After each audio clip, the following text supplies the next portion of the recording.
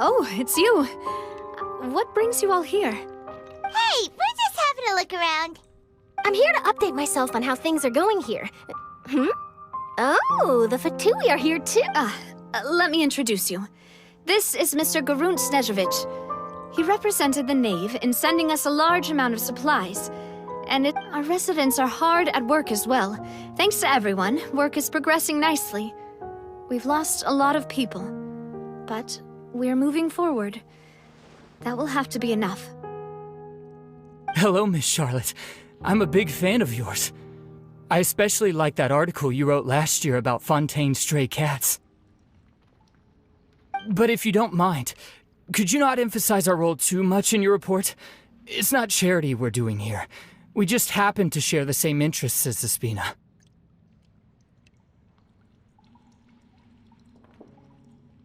I get where you're coming from. I'll keep it as simple as possible. Or would you be willing to feature as friendly neighbors? That would be fine. Thanks. Oh, you're back too. How are things? We finished laying down the construction materials. It'll be another hour before the workers are able to go over there. Huh? You're here too, Clorand? Well, her reputation's greatly risen after that whole duel business with Miss Farina.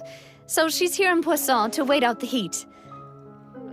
All right. She really came here to help me out. There's too much to consider in the reconstruction of Poisson. The Spina has need of more decision-makers. And, well, I do already happen to be connected to Mr. Callis. Oh, wait just a moment. Do you mind me asking a few questions? You know, about how you felt before the duel, about what it was like facing down a god. There's lots of exciting material there, I bet. Forget it. I'm sure you can find a better theme than that, Miss Charlotte. I see you're the same as always. Couldn't you do me a favor, for Navia's sake? Well, if we're talking about doing things for my sake, you might as well just take a few more photos of me. Or of the Traveler. It's better than wasting time persuading Clorand, at any rate. Of course I will. I'm not gonna let her off that easy. All right, then everyone who wants to be in the photo, gather up. And smile.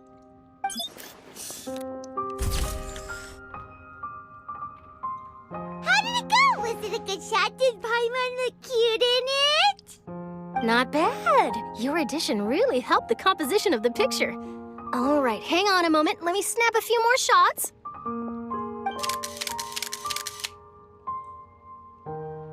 All right, that should do it. I'll be back here later anyway, so let's call it a day. You're very quick. Speed is of the essence when it comes to the news, and freshness is the key. Also, not to brag, but I'm pretty good at building connections. Who knows? I might eventually get that interview with you after all, Miss Clorand. Wow, you really do have that never say die spirit. I'm impressed. I'll hazard a guess that this is how you got that interview at the Fortress of Meripede. Whoa, you're well informed. Let me make a guess too. I asked Sijuin, who told Monsieur Nervillet, and he told you, right? That's a very complete information chain. In truth, all Monsieur Nervillet asked me was, when did the fortress become so friendly towards the media? I told him that it was best not to speak too soon. There's no guarantee that Ridsley will make a personal appearance. You're right. I've got to treasure every moment I have with them. In which case, I'll be making a move first. Stay safe now. And tell me if you hear anything interesting. I'll treat you to afternoon tea in exchange.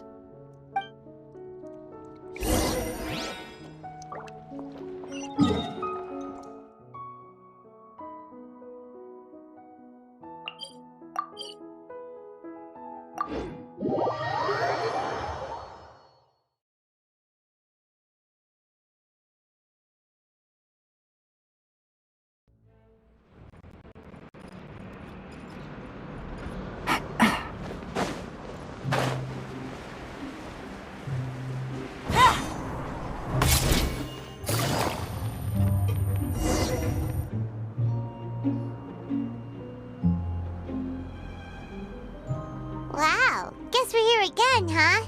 There's a real nostalgic feeling to this place. Looks like you've been missing us. Duke!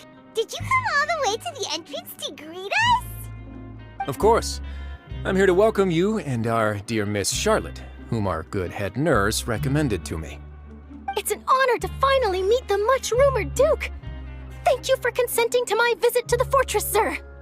No need to thank me. But that said, I shouldn't be the focus of your interview. I trust you recall our agreement? Of course, of course. All right then, this way.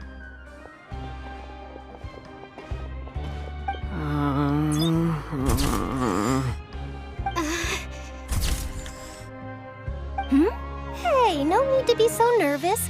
I've already taken all the photos we need. Miss Charlotte, do these pictures really need to be published on the cover of the It would seem that Miss Lorvine doesn't want her face to appear beside that of Miss... Sir, please don't say things like that. But it looks like dear Mr. Jurier denies it. No, I just... This is my first time being interviewed. Now, I might not look it, but I actually did meet Mr. Edwin once. And I'll be honest, I enjoyed chatting with you more. You've definitely got more of that genius vibe going on. The boat that brought about a miracle, the ark that saved the people. Why, you recreated a myth back there, like an emissary of legend. Still, if I might ask, where's that flying ship now? Huh! Looks like Charlotte's trying to get herself another exclusive scoop. I have to apologize, but that ship is presently in the bowels of our factory. I'm afraid it won't be easy for you to get a shot of it. Really? Well, then in that case, could I have an interview with you to make up for that loss? You already know my answer, I'm afraid. Best you interview our head nurse instead. Or perhaps you'd like... Did you really have to use the word couple? Well, then, 2 solo photos will do. Is my hair messed up? Please, someone help me have a look. Things sure are getting pretty lively here. We've seen this kind of thing before. Oh, seems like everyone's here. Would any of you like to try this new drink I came up with? Ah, see... Hey, Miss Charlotte. Why don't you, sure. Come on, Miss... Sure. Do I have to smile? So, how have things been at the fortress? Same old, as you can see. Fontaine's undergone some changes, but this place is still more or less the same. Other than that flying ship, it got a tad too much attention, I think. That's why I decided to let the interview go through. We should direct more public opinions toward the behind-the-scenes heroes. Am I right, Mr. Jurier? Miss Lorvine? You're too kind, sir. I believe...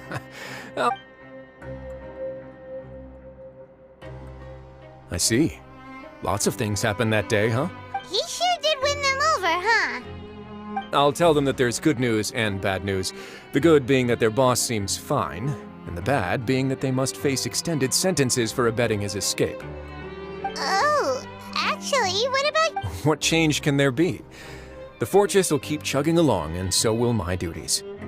As to what Miss Farina's departure will mean for the nation, and if our laws and governance will be transformed, we'll leave those to the folks in the overworld.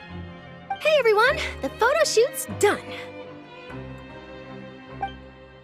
Good. In that case, let's call it a day here. Thanks for your cooperation. Come on, Traveler, let's go. There'll be a next time?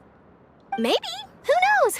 I might write a story about the underwater factory next time. Until then...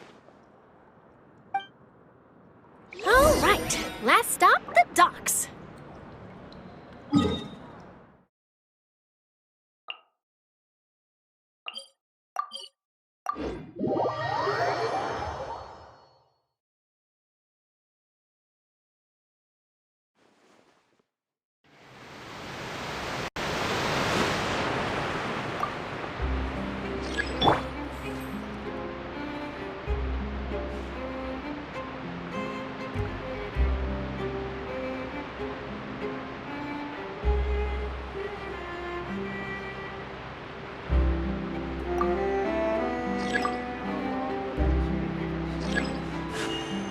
A blade embraces its duty.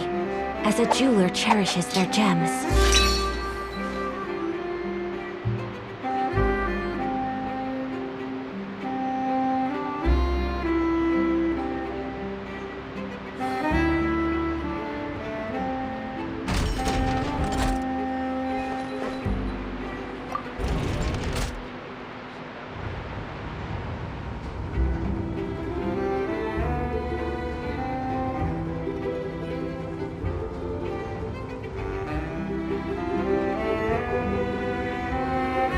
A blade is like a tea leaf. Only those who sample it many times can appreciate its true qualities.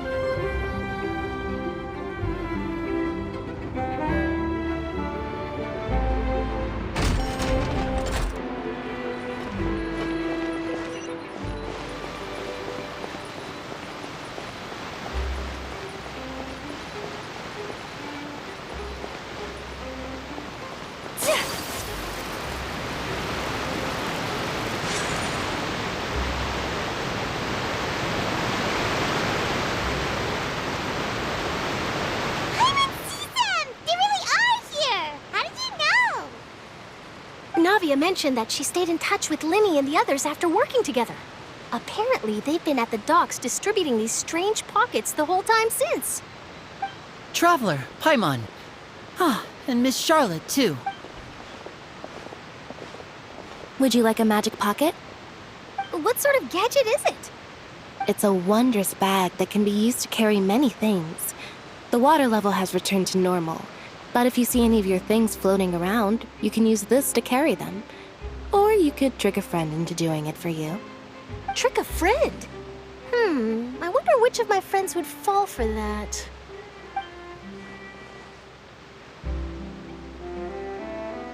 You could just make a friend like Fremine here. Isn't that right, Fremine? Is this what you meant by, I'll help you make some more? To be honest, that sounds pretty sweet. Could I have your contact, please? Sure. Please, write down my address. You sure are working hard to help Fremine socialize. He was the one who proposed doing this.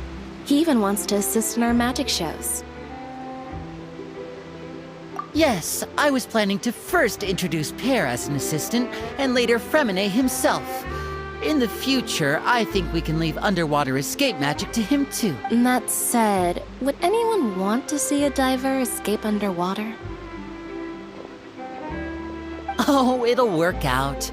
Every journey begins with the first step. He'll become a part of our show eventually. Lynette, could you come over? Miss Charlotte says she wants to take a picture. Got it. My, that Charlotte is rather perceptive. She got rid of everyone the moment she realized I had something to say to you. So, Father says that you did a great deal during the latest events. She's very grateful for your contributions to Fontaine. That's all right. We were more than happy to help. So, what's she doing now? Oh, I guess you haven't heard. Well, after Lady Farina left, Father and Monsieur Neuvillette opened negotiations, during which he gave Fontaine's gnosis to her as a diplomatic gift. A diplomatic gift? A gnosis? Yes, I was quite surprised at first myself. But when I thought it over, there were actually a number of things going for it. It could have been done as an apology for the incident with Lord Child, or as thanks for his help in tying the all-devouring narwhal down. Furthermore, Father did also lend significant aid to Fontaine and Poisson. Well, that's true, but this is a gnosis we're talking about. Doesn't this seem a bit irresponsible? I would agree, but I've also heard that it seems that Monsieur Neuvillette... So there's some reason for this that only Neuvillette knows about? I suspect you'll have to ask him about that yourself.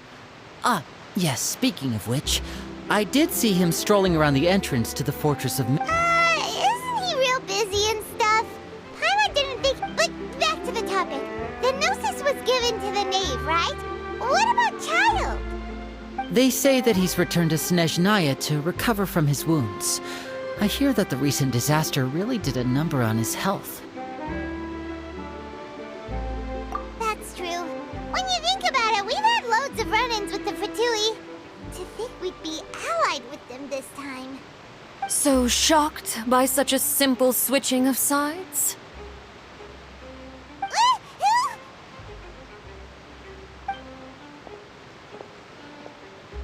Father! Well, what do you know? Come to the docks to see how my children are doing and meet the Traveler by chance. Please do not pay my accomplishments in Fontaine too much mind. I would have done them regardless. Are you going to take the Gnosis back to Snezhnaya? That is our duty as harbingers, yes. Don't be too preoccupied with sides. The goal of the Fatui concerns not a single place or person, but the entire world. With such a grand goal in mind, it is inevitable that we must wear many masks. Switching my masks is something I've always done. Well, that depends on many things. No one truly knows what the future holds. What good is honesty if you can't rely on it forever? As for you, I very much look forward to our next collaboration. Good things cannot be achieved alone, and you've proved yourselves to be great partners.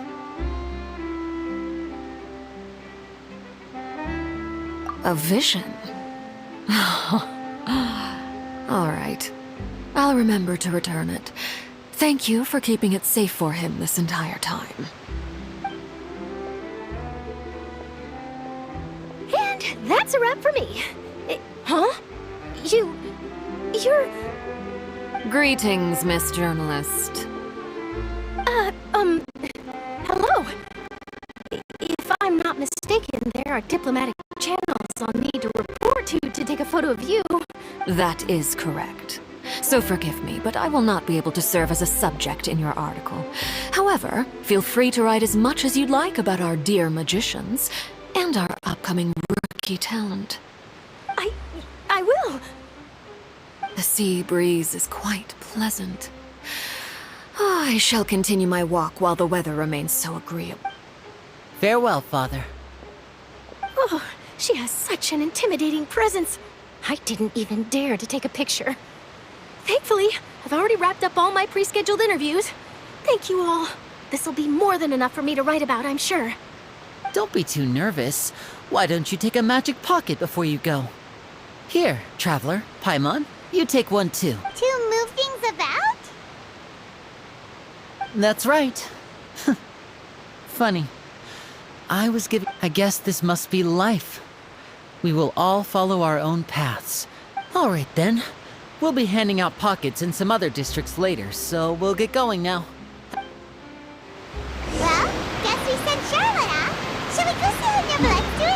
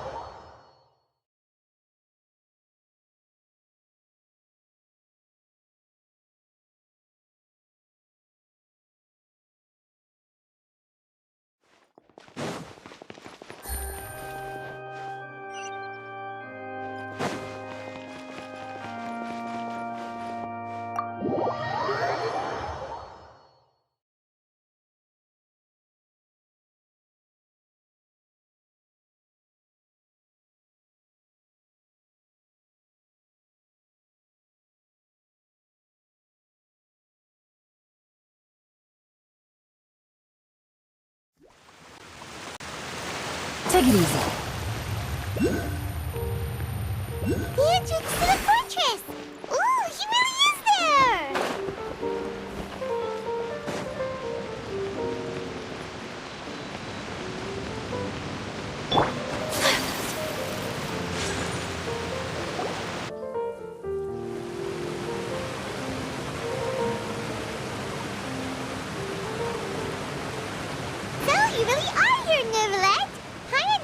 were going to have free time this hour of the day.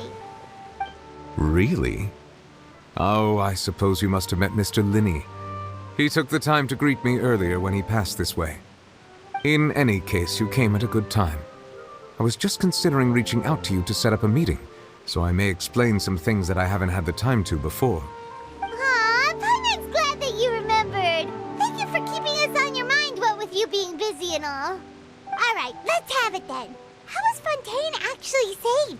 The whole business is still quite the mystery. It is strange how words can often leave a bitter taste in the mouth when it finally comes time to say them out loud.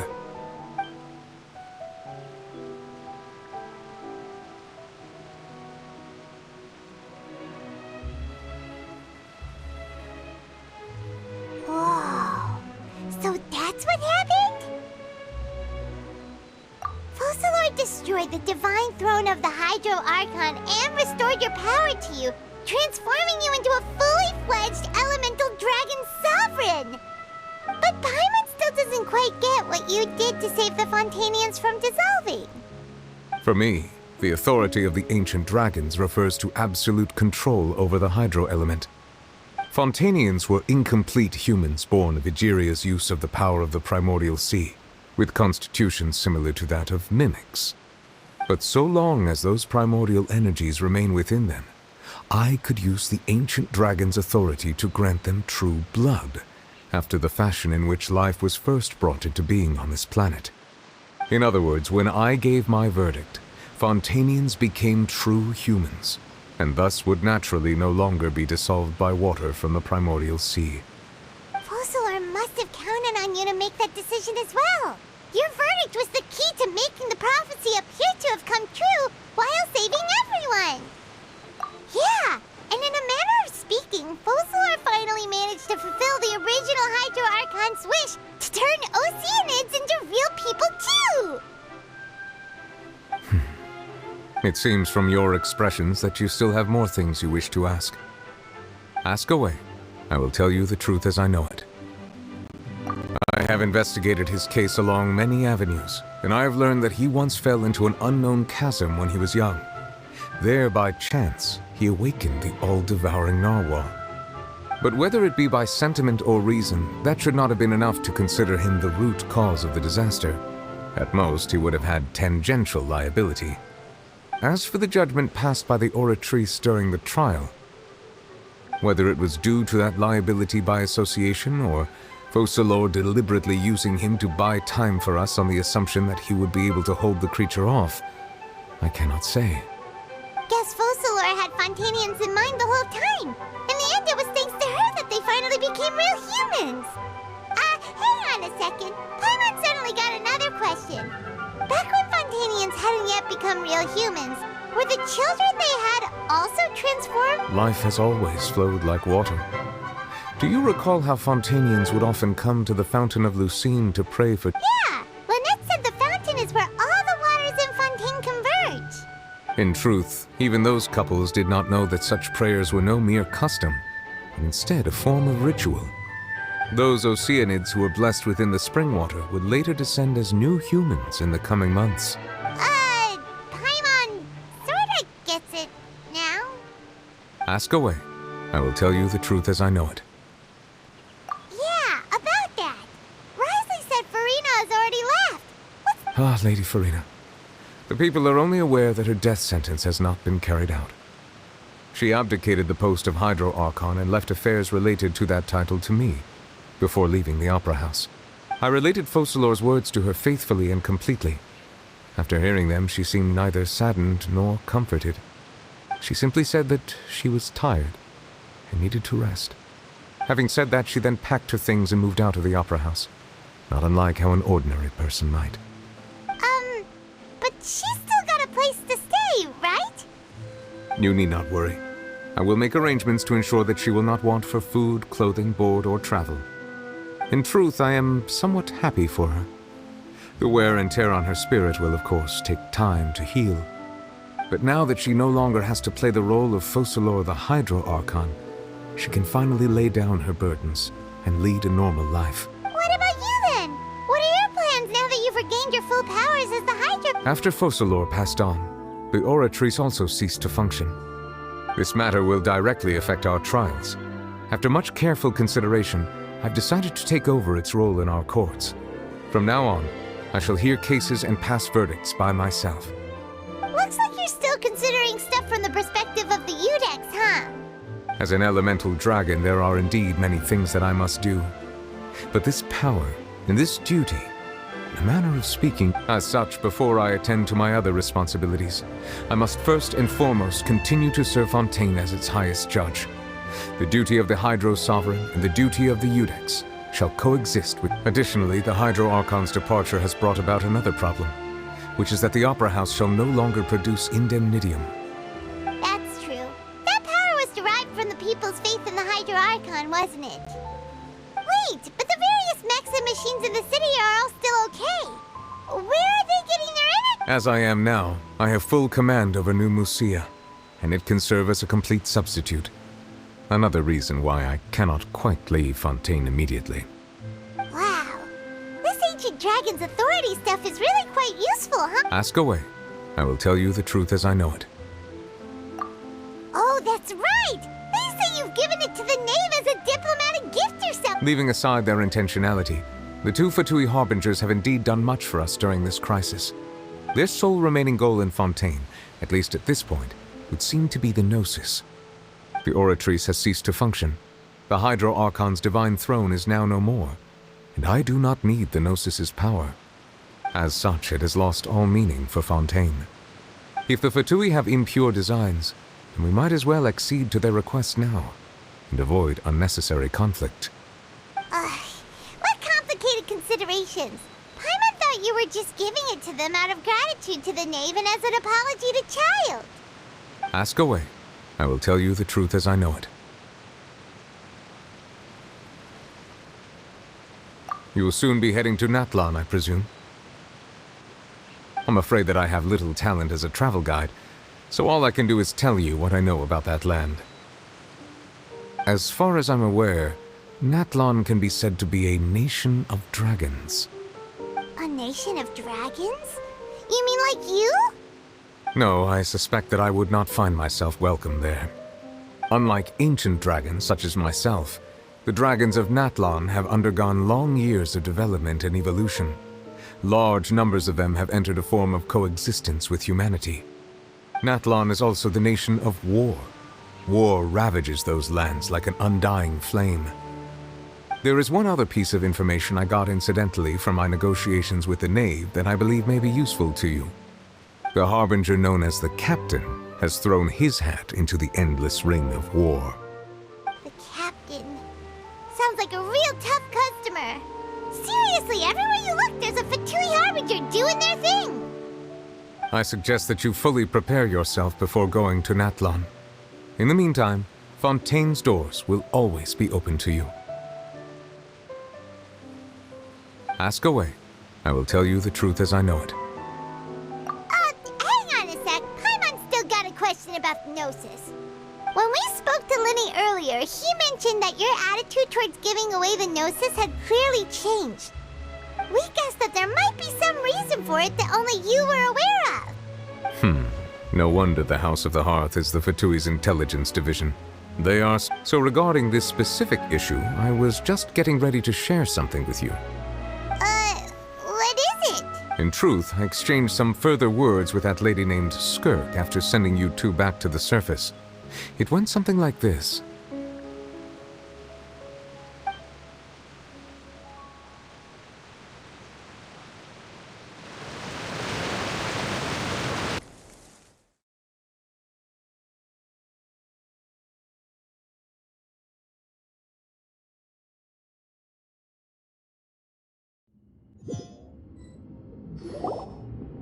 Well, we're going to head topside to see what's going on. You hurry over soon as well, all right, Nervalet? What next? The all-devouring narwhal isn't here, so I'm no longer getting any interference. I can finally catch the scent of your power, what it's made of. It is the authority of the planet's primordial dragons. but with something very similar to a god's curse mixed in. It's quite a novel blend. I'm sure I've encountered something like this before. What was it again? I do not know what you speak of. Of course. How could I forget? You should have the remains of the third descender on your person, yes? Remains? I've never heard of any such thing. Huh. According to your parlance, I believe it may be called a gnosis. Well, that much is true.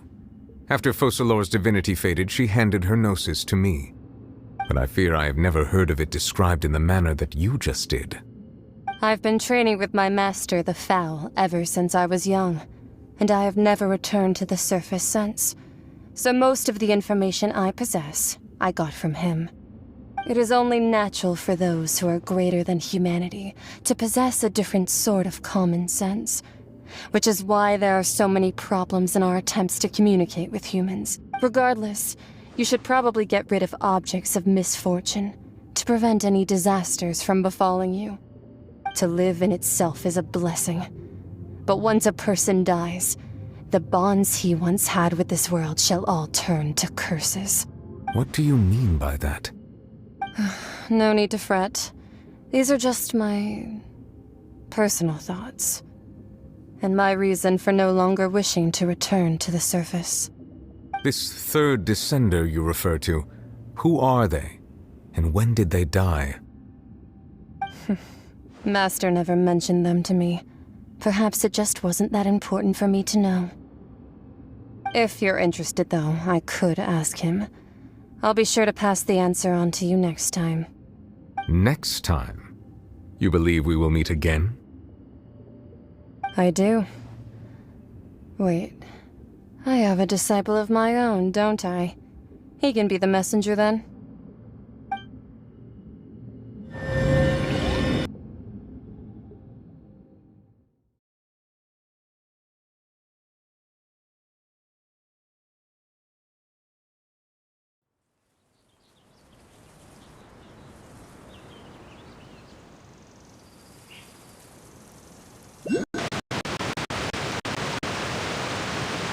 That's what she told me.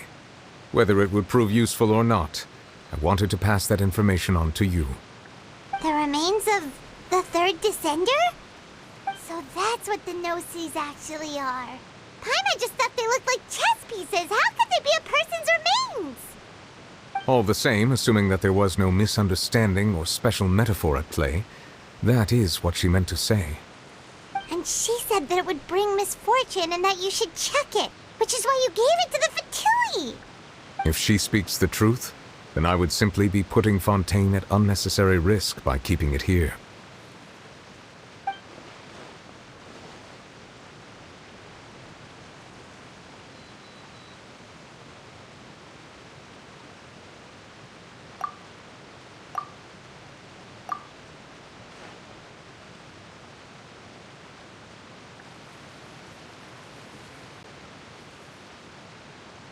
I had guessed that you might already be familiar with this concept, but I did not expect you to be one of them. That means that the Gnosis, which are exceedingly element-compatible and can even enhance elemental abilities, do indeed come from the third descender. I wonder, does your body also possess similar properties? Like being able to use elemental powers without a vision! That does sort of count as special compatibility, right? No, let's not think about this stuff right now. It just feels creepy. Comparing the Traveler to the dead third descender and all. That's what you say, but this topic still feels like bad luck. Once Child recovers, let's get some more answers out of him. Or go look for his master and get the answers that way. I too believe it unwise to make too many blind guesses when information is lacking. The same is true of being at court. All right. Whatever the case, it seems like the crisis here in Fontaine's over for now. Yes. All of Focalor's efforts were... But she sacrificed herself in the end as a god, and she suffered through all those years as a human. I suppose that would be the mystery of a god's will.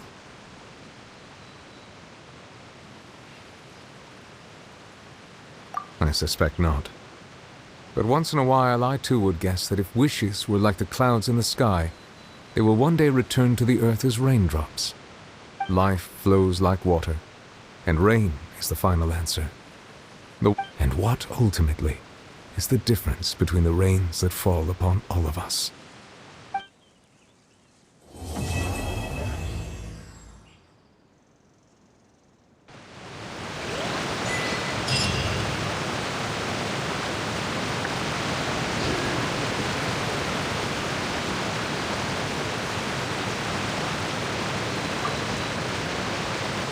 It seems from your expressions that you still have more things you wish to ask. Ask away. I will tell you the truth as I know it. I suggest that you fully prepare yourself before going to Natlan. In the meantime, Fontaine...